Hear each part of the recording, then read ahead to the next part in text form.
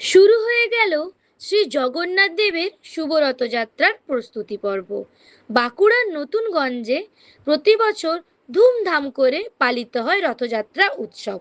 এই বছরও এই রথযাত্রাকে আরো আকর্ষণীয় করে তোলার জন্য ব্যাপারীহাট রথ কমিটি নানা রকম পরিকল্পনা সামনে রেখে এখন থেকেই জোর কদমে প্রস্তুতি শুরু করে দিয়েছে। যেহেতু এই রথযাত্রাকে কেন্দ্র করে প্রচুর জনসমাগম ঘটে, তাই সুষ্ঠুভাবে যাতে এই উৎসব পালিত হয় তাই নানা রকম ব্যবস্থা গ্রহণ করা হচ্ছে।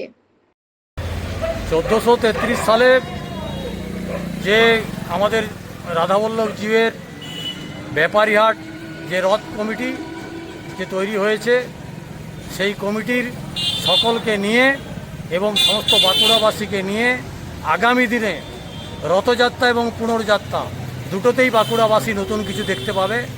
আলোকসজ্জা থেকে শুরু করে আমাদের যে কীর্তন এবং বাজনা এবং সাজসজ্জা সর্বত্রই নতুন কিছু থাকবে।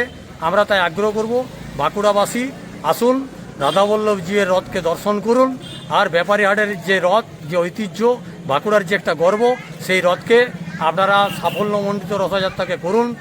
আপনাদের আশীর্বাদ সহযোগিতা আমরা কামনা করছি।